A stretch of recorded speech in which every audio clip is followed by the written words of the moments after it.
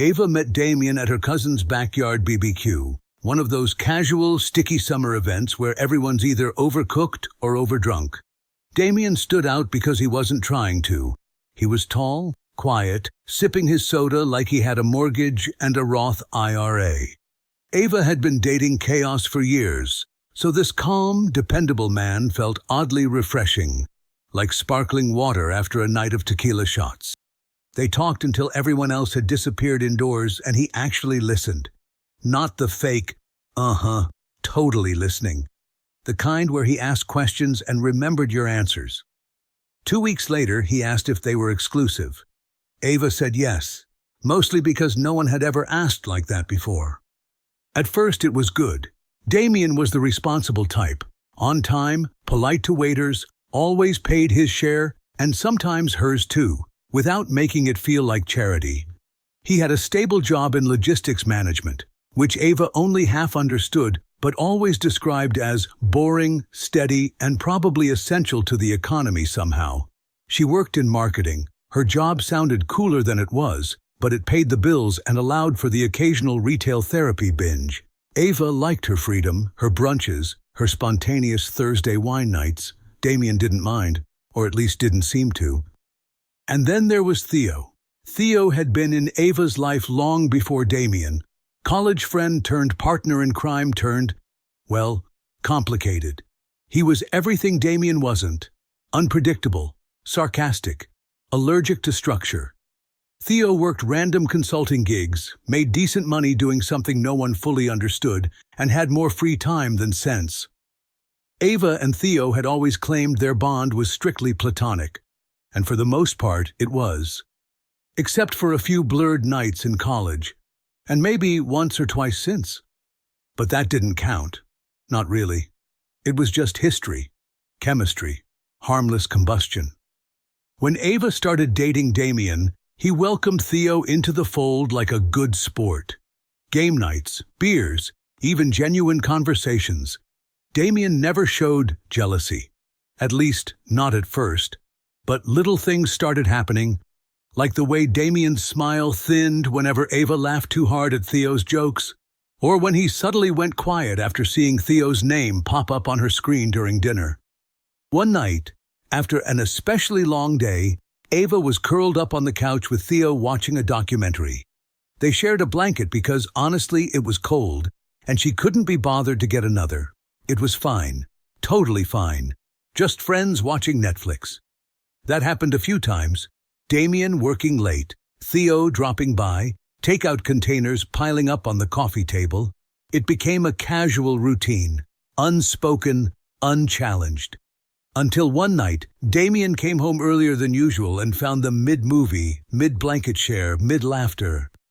He paused in the doorway. "Oh, hey, you're back early," Ava said, sitting up like nothing was unusual. Theo gave a lazy nod. "Yo." Damien stared at them for a second longer than normal, then walked past to the kitchen. No questions, no confrontation. Later that night in bed, he said, "You two seemed pretty cozy." Ava laughed. "What? It's Theo. You know Theo." "Nothing. Just, you guys spend a lot of time together." She kissed his cheek and said, "You're being paranoid," and rolled over like that ended the discussion. It didn't.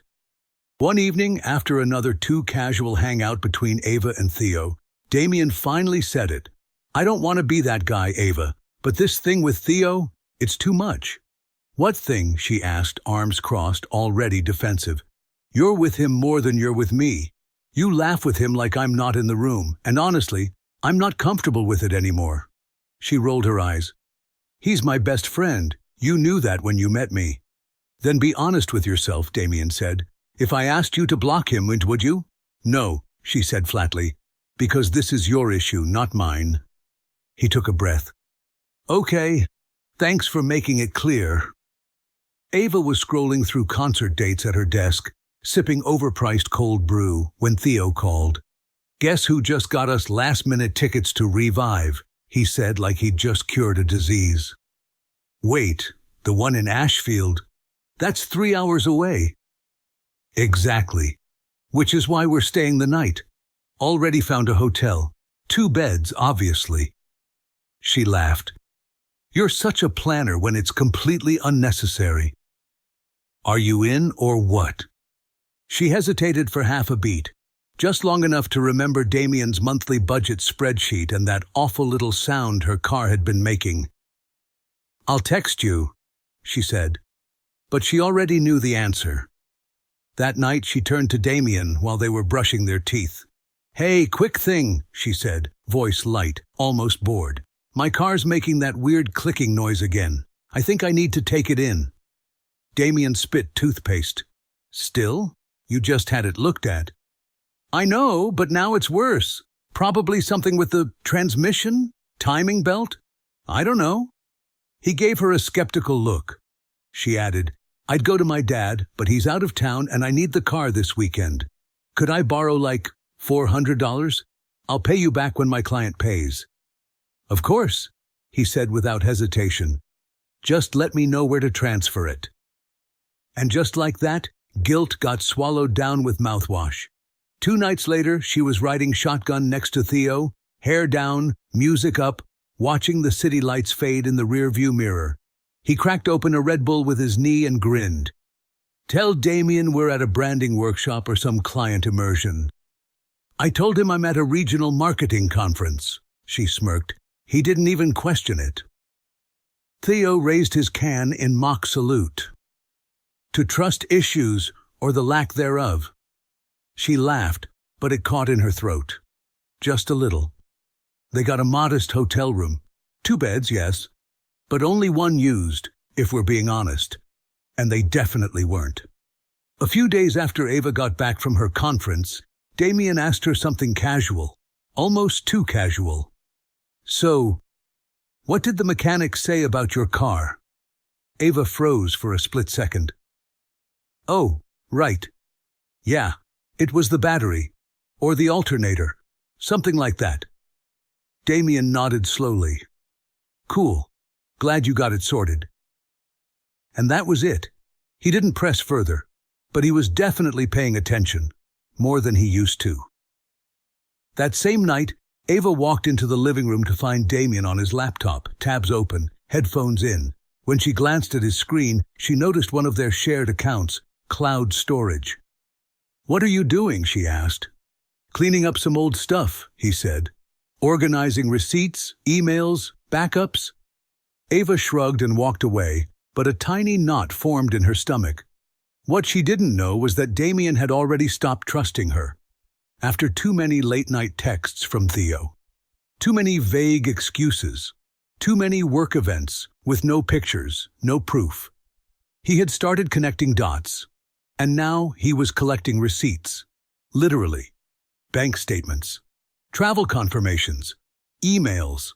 Even screenshots of her phone backups from the cloud she forgot was still synced. A couple nights later, Ava was searching the couch for the TV remote when she found something that nearly stopped her heart. A wireless earbud, and not hers. It was Theo's. Panic set in immediately. She hadn't even realized it was left behind. What if Damien had already seen it? At dinner, she tried to play it off. Oh, by the way, she said with fake nonchalance, I found one of Theo's earbuds in the couch. Must have been from that trivia night like a month ago. Damien looked at her and said flatly, Trivia night was over 2 months ago. Ava forced a laugh. Well, maybe it was just stuck deep in the cushions, who knows? Yeah, Damien said, and went back to eating. Calm as ever. That made it worse. After that, things changed. Quietly, but completely. Damien didn't ask where she was going anymore. He didn't check her texts, because now he was watching her in a different way, the way a man does when he already knows but wants to be sure.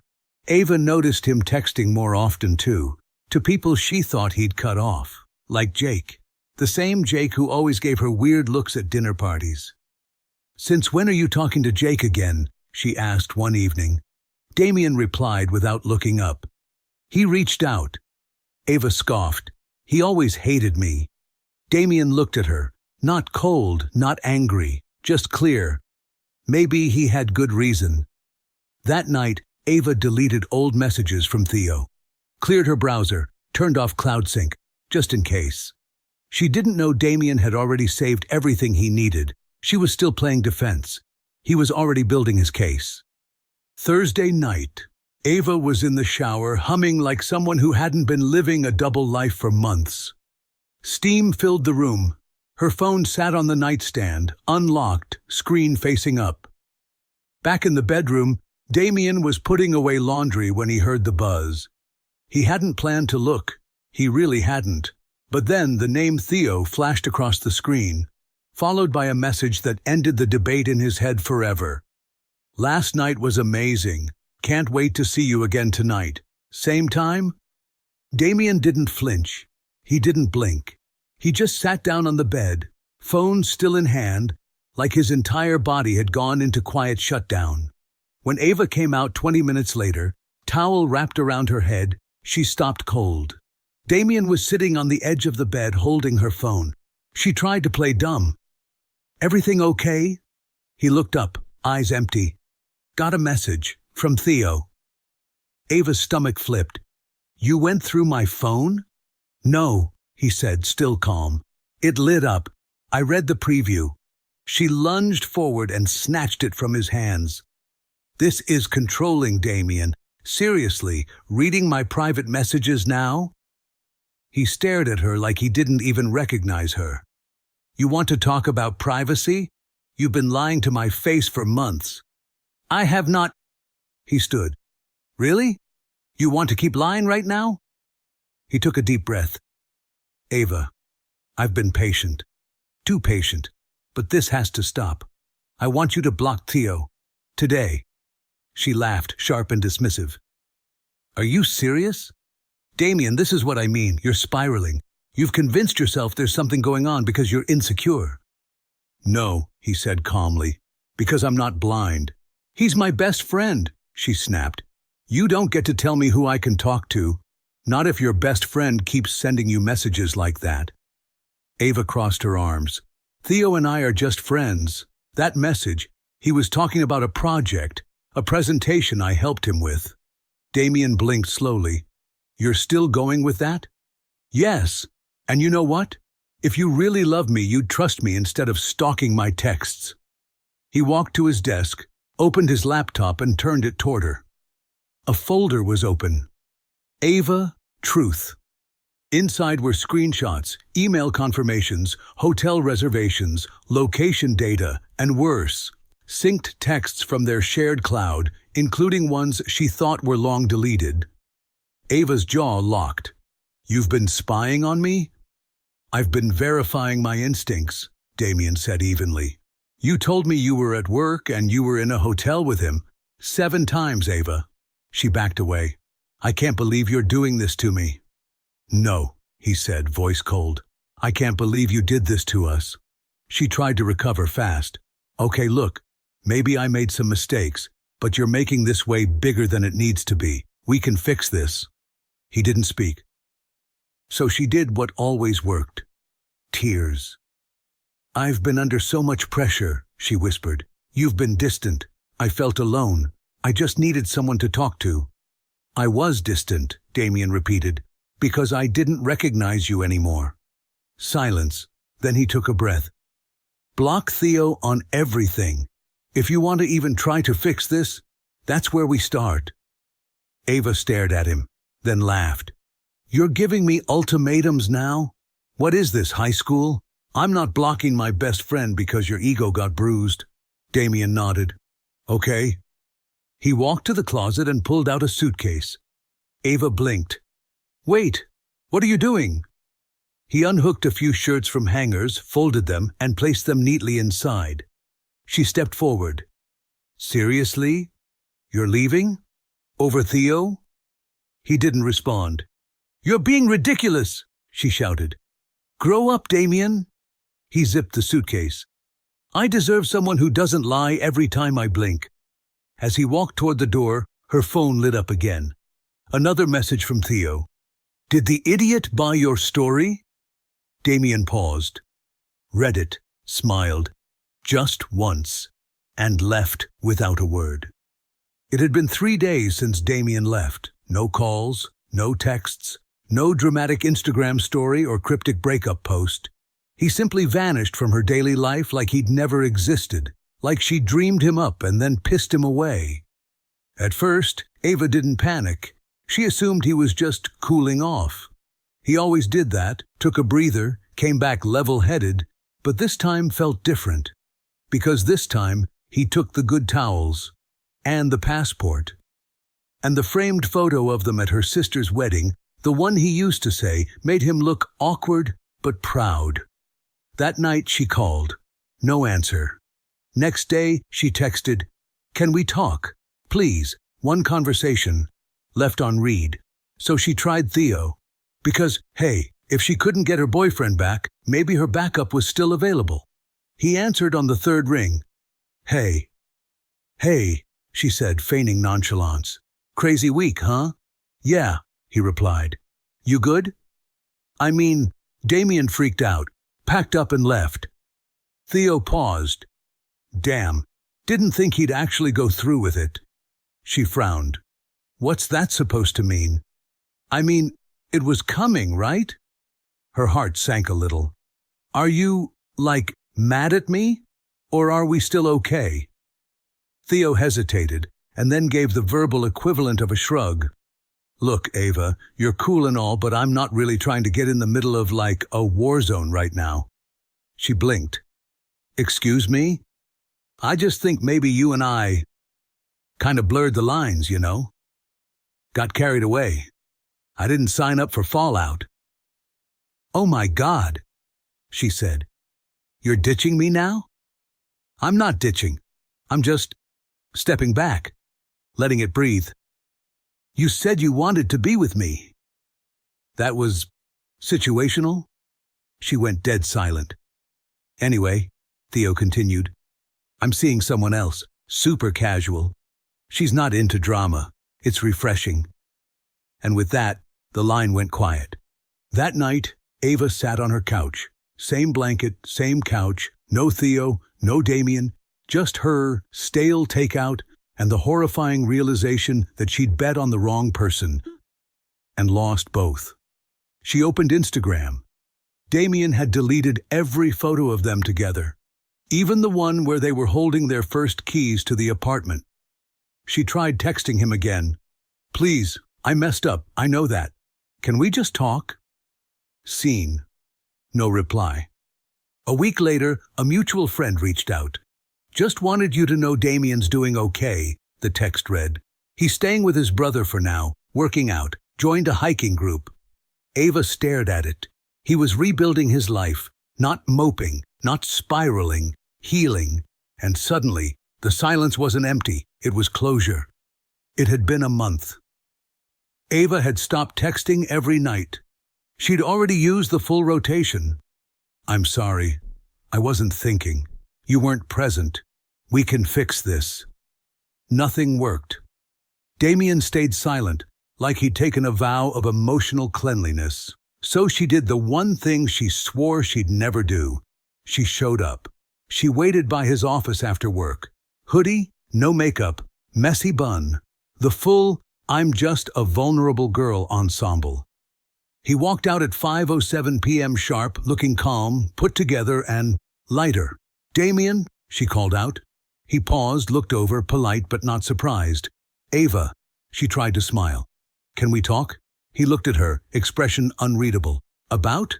She hesitated. "Us. Everything." He glanced at his watch. "You've had 4 weeks to say anything. You said it. Repeatedly. I just want 5 minutes." He sighed gently. "Okay." They walked to a bench near the parking lot. She sat. He didn't. "I was stupid," she began. "I know that. And I panicked. I didn't know how to deal with feeling ignored." "You weren't ignored," he said. "You were bored." She blinked. "You wanted attention. You wanted the thrill. You got it. And now you're here because the thrill ditched you at a gas station." "That's not fair," she whispered. "Isn't it?" he said calmly. She looked up. "Can we try again?" "No," he said simply. Her eyes welled up. "You're just giving up?" "I didn't give up. I just finished early." She swallowed. I thought you loved me. I did. So much I overlooked things I shouldn't have. But love isn't a get-out-of-jail-free card for betrayal. She reached for his hand. He stepped back. Don't, he said. Not angrily. Just done. She stood up slowly. So that's it? Damien smiled softly, and for the first time, she saw pity in it. No, that's peace. And with that, he walked to his car. She stood there, watching his taillights disappear, hoping, begging, for him to turn around just once. He didn't. He never would. The divorce was finalized 6 weeks later. No messy court battle, no yelling. Damien didn't want the apartment, didn't want the furniture, didn't even want the ring back. He just wanted out. Ava signed the papers with shaking hands. She thought he might say something, a final word, a goodbye. But he just nodded, thanked the clerk, and walked out like he was leaving a waiting room. Not 3 years of shared life.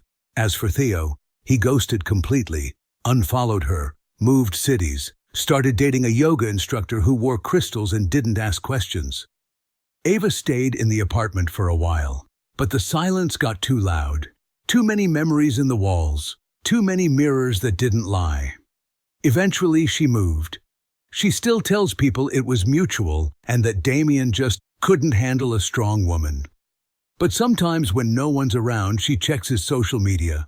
No drama, no bitterness, just better. He's smiling, hiking, laughing in group photos. He looks free, and that, more than anything, is what hurts most.